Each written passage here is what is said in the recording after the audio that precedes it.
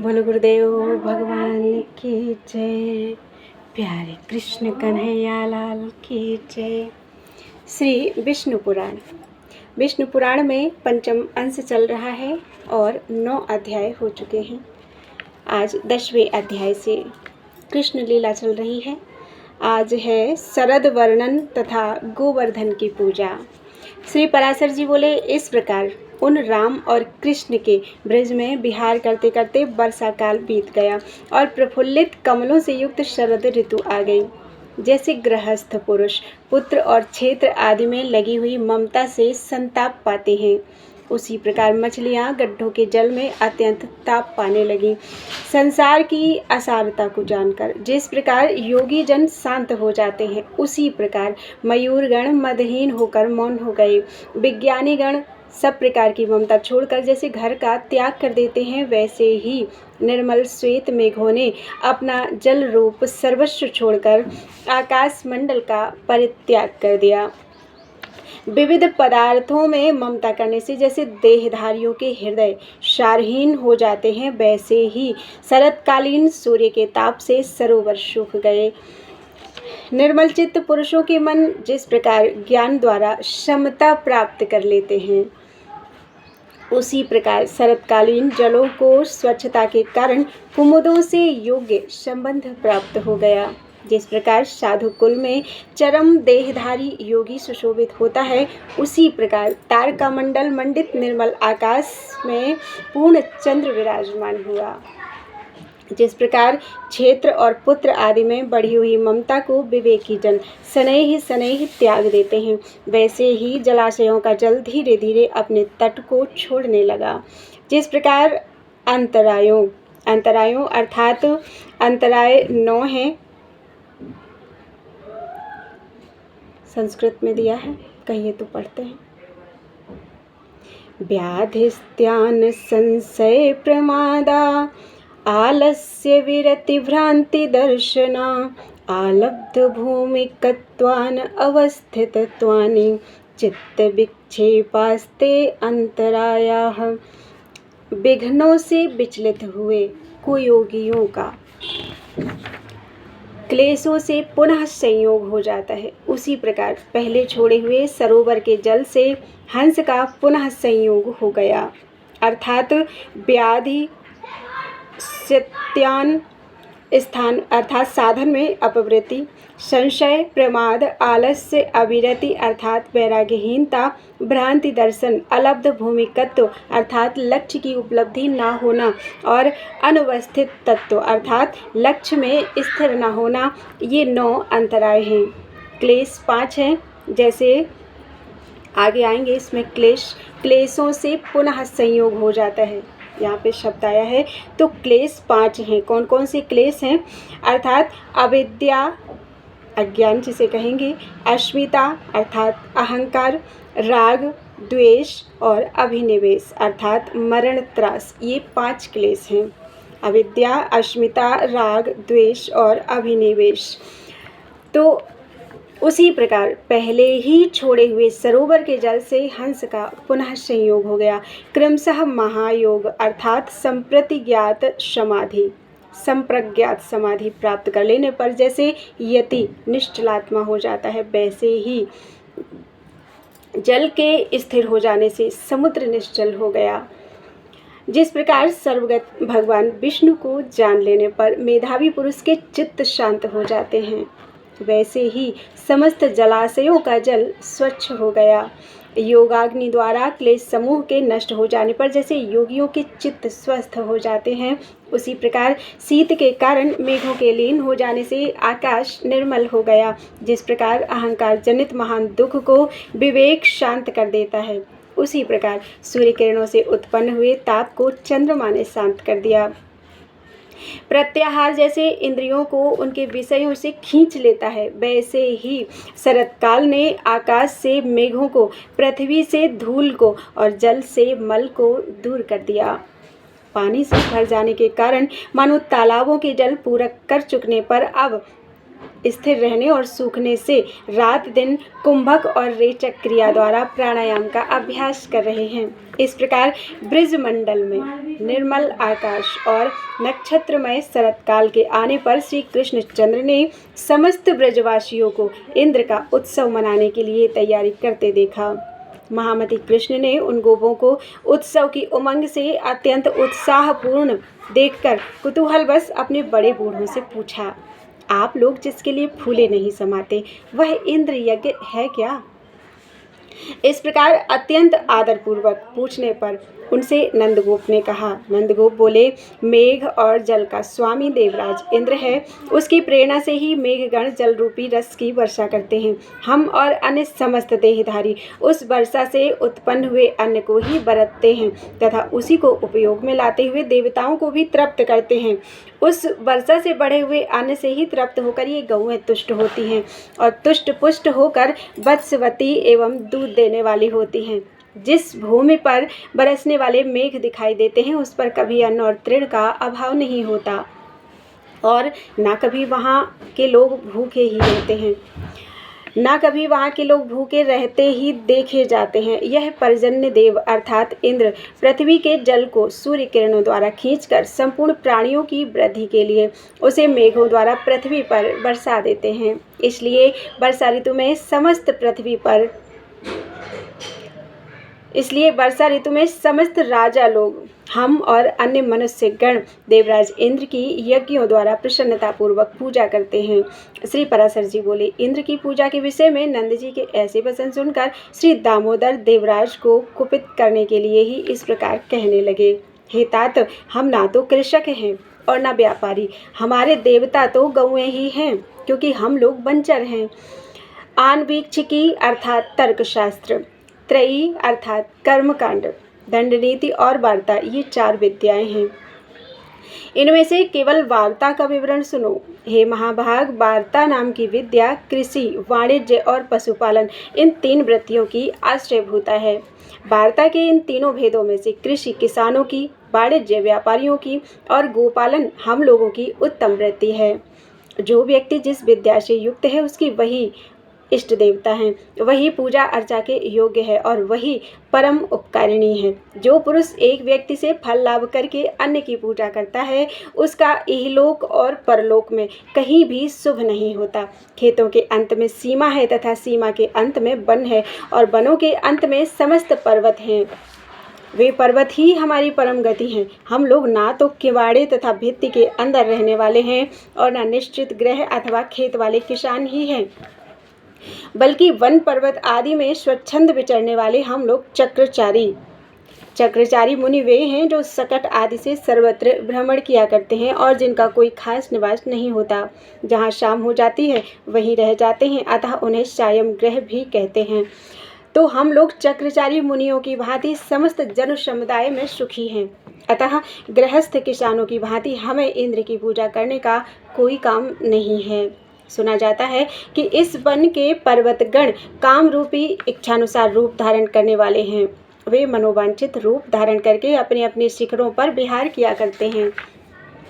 जब कभी वनवासीगण इन गिरिदेवों को किसी तरह की बाधा पहुंचाते हैं तो वे सिंहादि रूप धारण कर उन्हें मार डालते हैं। अतः आज से इस इंद्र यज्ञ के स्थान में गिरि यज्ञ अथवा गो यज्ञ का प्रचार होना चाहिए। हमें इंद्र से क्या प्रयोजन है? हमारे देवता तो गौएं और पर्वत ही हैं।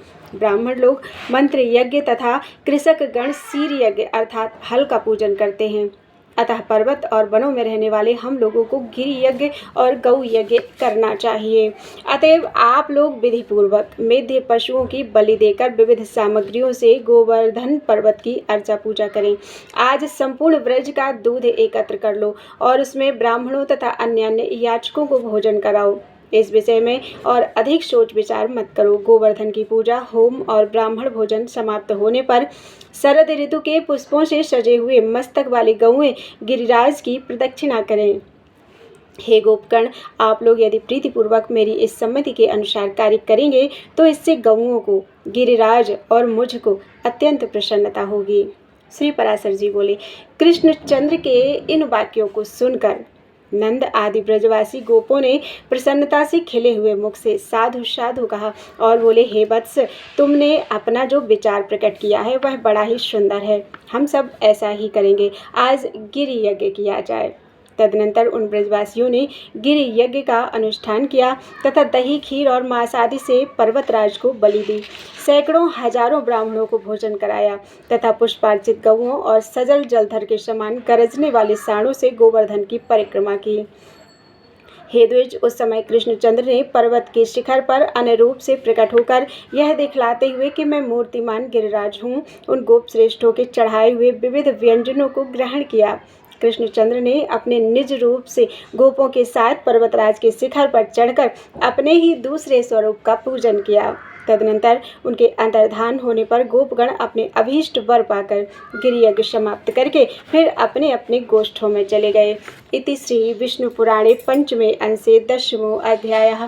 बोलो वृंदावन बिहारी लाल की जय। 11वां अध्याय, इंद्र का कोप और श्री कृष्ण का गोवर्धन धारण।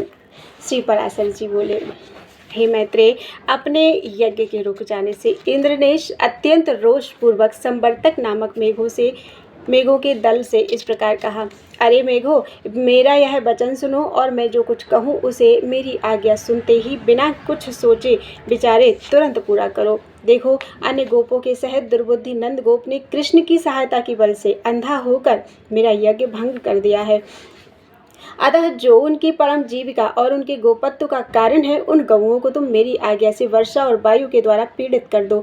मैं भी पर्वत शिखर के समान अत्यंत ऊंचे एवं अपने ऐरावत हाथी पर चढ़कर वायु और जल छोड़ने के समय तुम्हारी सहायता करूंगा। श्री पराशर जी बोले, हे द्विज, इंद्र की ऐसी आज्ञा होने पर गौओं को नष्ट करने के लिए मेघों ने अति प्रचंड वायु और वर्षा छोड़ दी। हे मुने, उस समय एक क्षण में ही मेघों की छोड़ी हुई महान जलधाराओं से पृथ्वी, दिशाएं और आकाश एक रूप हो गए।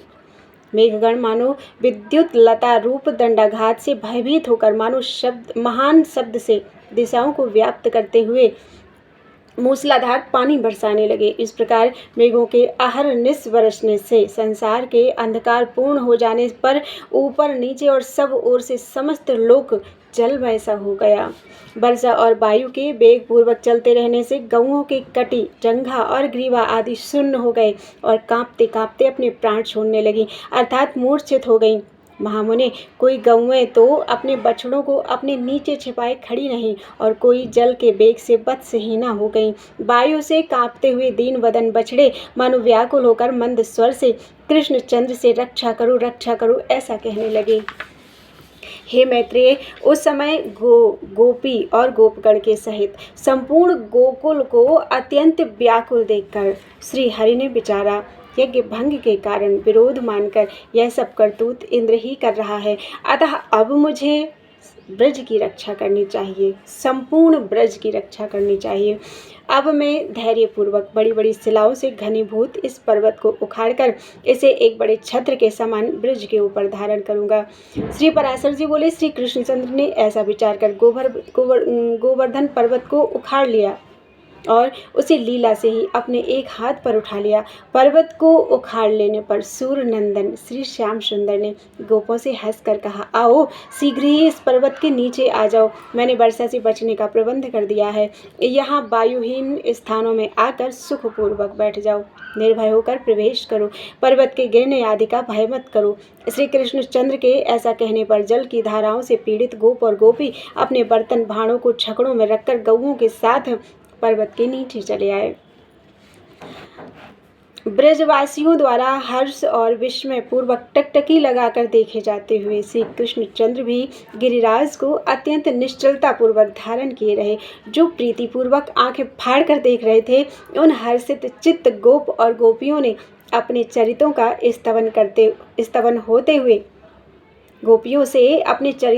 स्तवन होते हुए श्री कृष्णचंद्र पर्वत को धारण किए रहे। हे विप्र, गोपों के नाश करता इंद्र की प्रेरणा से नंद जी के गोकुल में 7 रात्रि तक महाभयंकर मेघ बरसते रहे, किंतु जब श्री कृष्णचंद्र ने पर्वत धारण कर गोकुल की रक्षा की तो अपनी प्रतिज्ञा व्यर्थ हो जाने से इंद्र ने मेघों को रोक दिया। आकाश के मेघहीन हो जाने से, इंद्र की प्रतिज्ञा भंग हो जाने पर समस्त गोकुलवासी वहाँ से निकलकर प्रसन्नतापूर्वक फिर अपने अपने स्थानों पर आ गए। और कृष्णचंद्र ने भी उन ब्रजवासियों के विस्मय पूर्वक देखते देखते गिरिराज गोवर्धन को अपने स्थान पर रख दिया।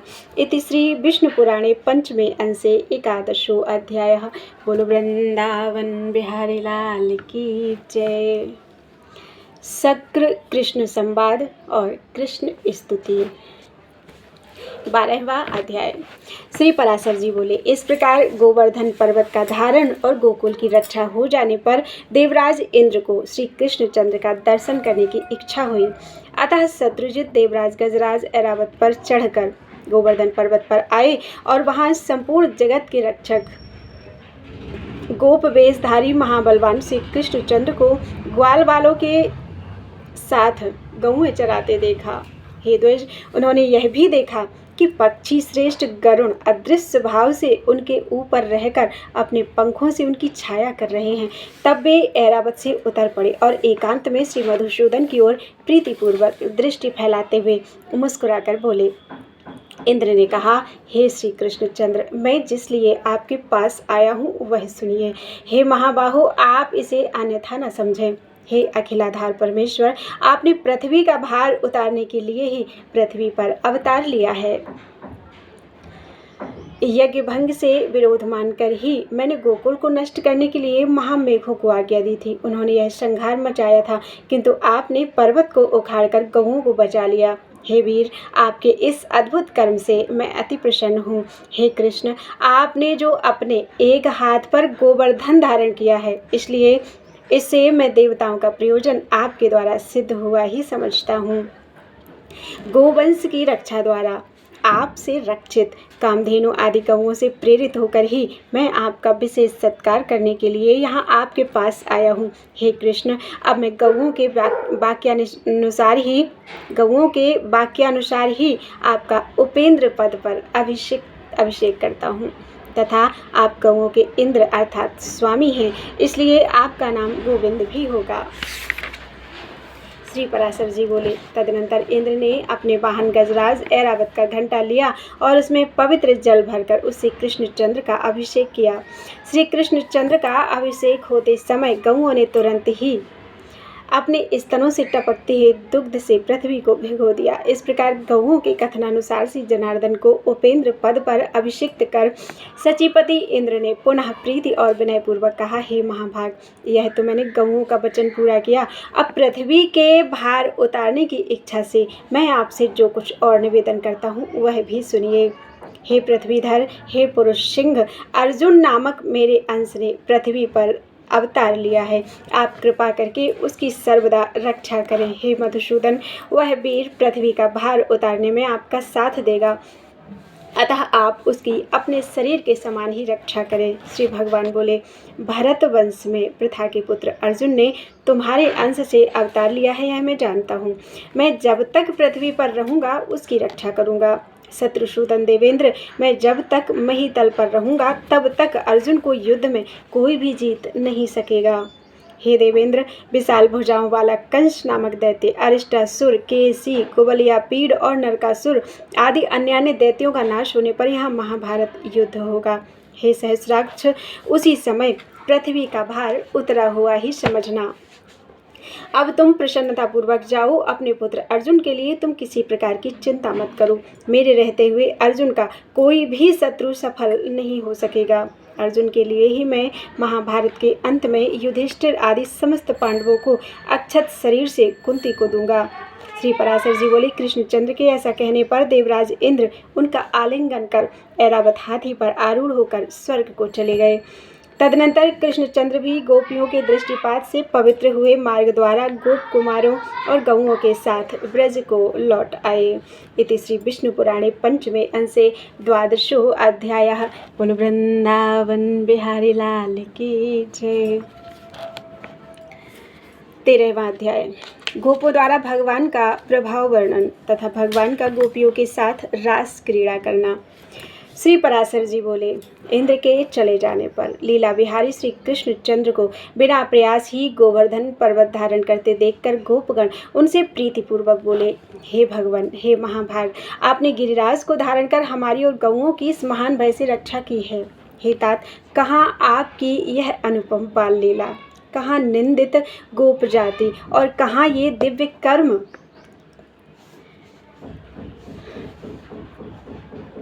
यह सब क्या है, कृपया हमें बतलाइए।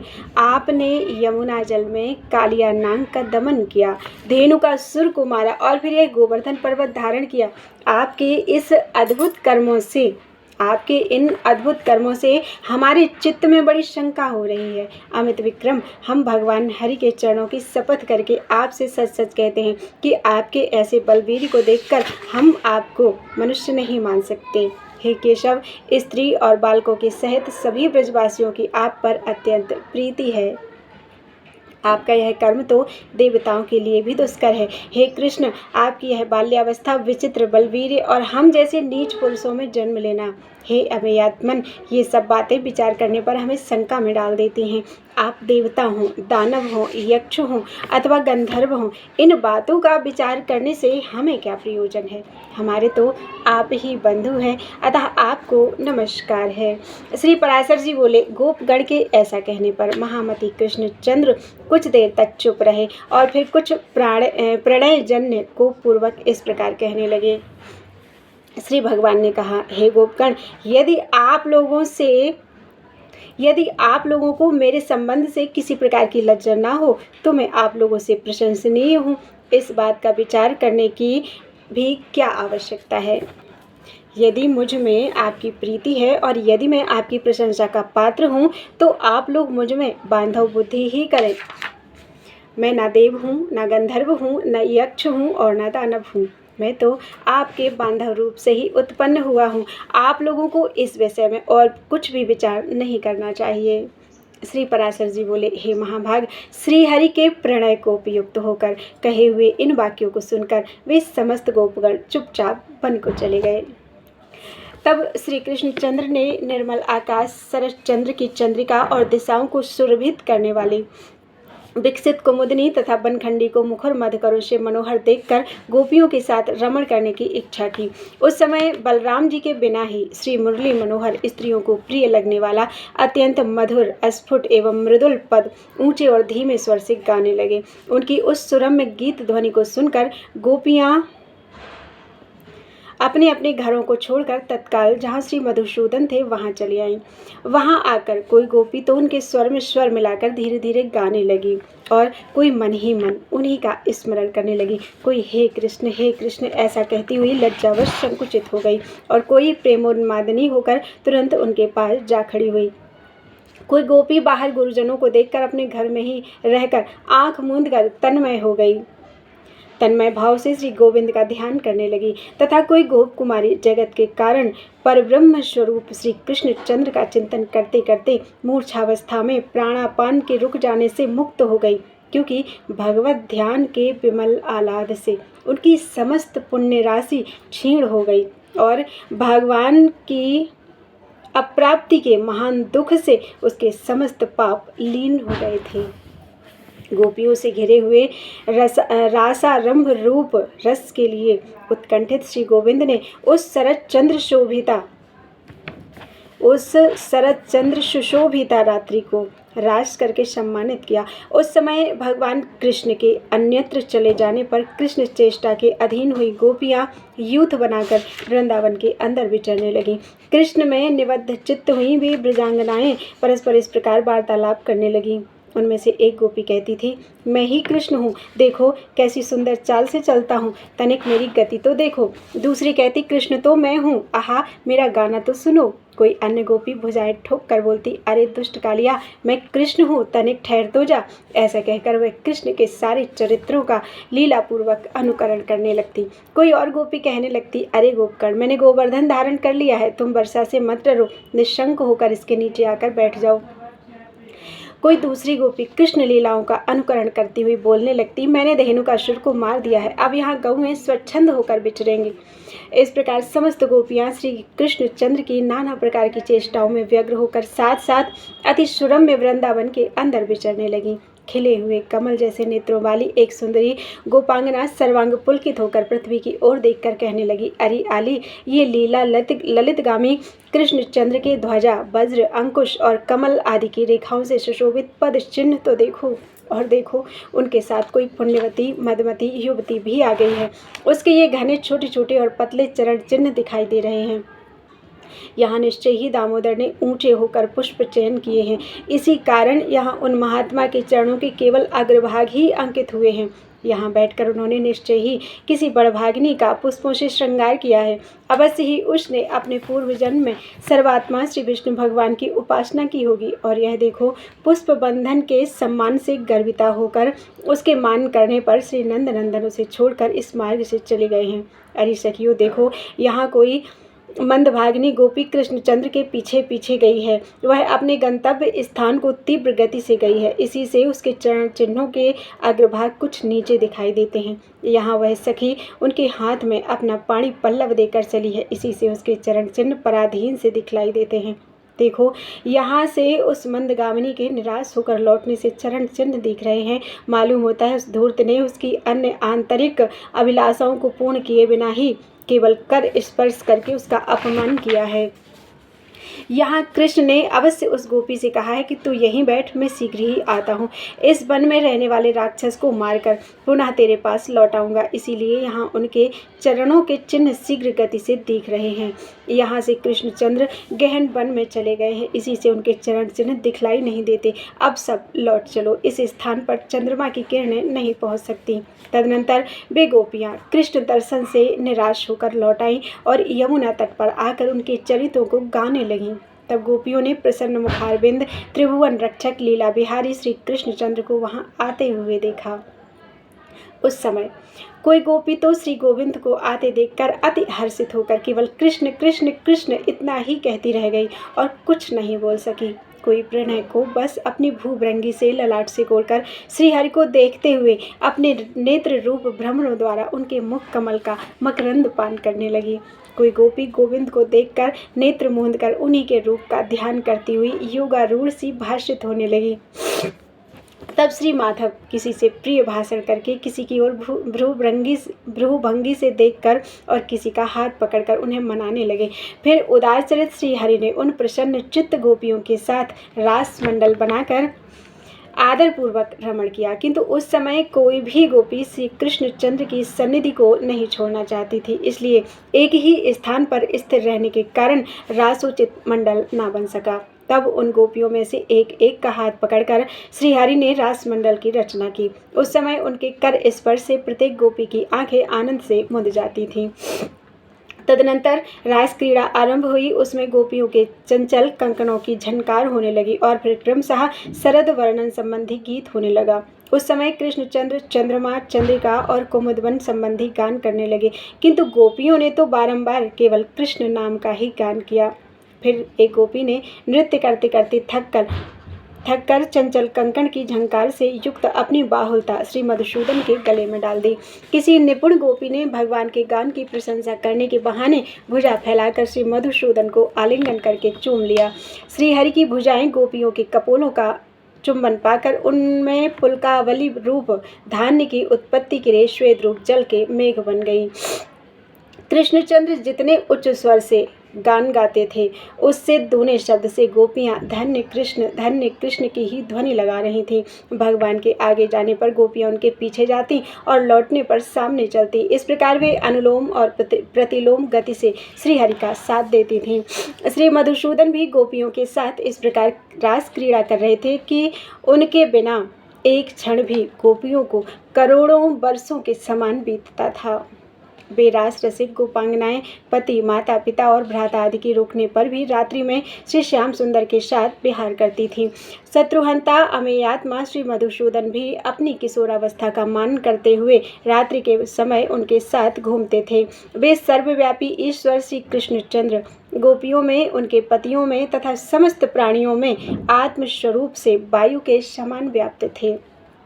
जिस प्रकार आकाश, अग्नि, पृथ्वी, जल, वायु और आत्मा समस्त प्राणियों में व्याप्त है, उसी प्रकार वे भी सब पदार्थों में व्यापक हैं। इति श्री विष्णु पुराणे पंचमे अंशे त्रयोदशो अध्याय। बोलो वृंदावन बिहारी लाल की जय।